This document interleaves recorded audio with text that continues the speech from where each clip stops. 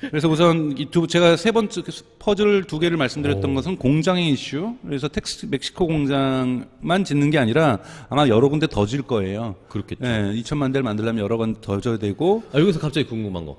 우리나라에도 지금 기가팩토리를 막 유치하겠다. 뭐 이런 정부의 말들이 있는데 그건 이제 중국 리스크 때문에 그럴 거예요. 그러니까 중국의 상하이 공장은 50만 대를 질 수 있지만 계속해서 그 옆에 공장 부지를 사고 있거든요. 네네. 그래서 상하이 공장 자체가 100만 대를 생산할 수 있도록 확장하겠다는 계획을 갖고 있는데 일론 머스크가 치명적인 약점이 있습니다. 뭐죠? 그러니까 중국에 있어서는 중국의 테슬라를 허락하는 대신에 중국 정부가 그 땅은 중국 공산당 땅으로 했어요. 아, 그러니까 땅을 소유하고 있지 않아요. 공장을 졌는데 땅을 소유하고 있지 않고 그게 임대예요. 그럼 나가라고 하면 나가야겠네요. 그러니까 임대 계약이 끝나서 재계약을 안 해주면 나가야 돼요. 그러니까 그렇기 때문에 테슬라 일론 머스크가 트위터에다가 얼마나 많이 정치적인 소리를 해요.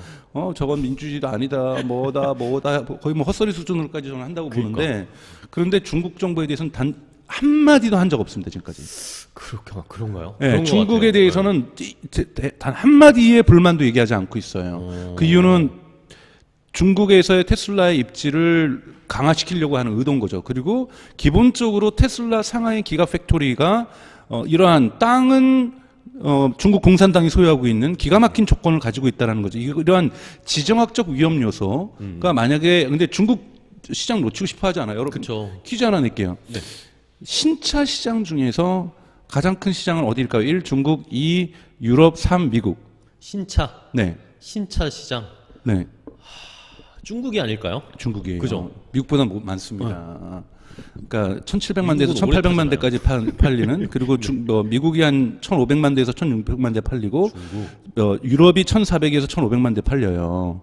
그러니까 정말로 중국이 가장 큰 시장이에요. 그렇죠. 그러니까 현대기아차의 치명적인 약점은 중국을 공략하지 못한다라는 거예요. 여기에 현대기아차의 치명적인 약점이 있어요. 아무리 공략을 하고 잘 팔려도 뭐 그래도 뭐 사상 최고의 매출을 냈다고 하면서 박수칠만 한데 그러니까 충분히 미국하고 유럽만 잘 먹어도 시장은 크죠.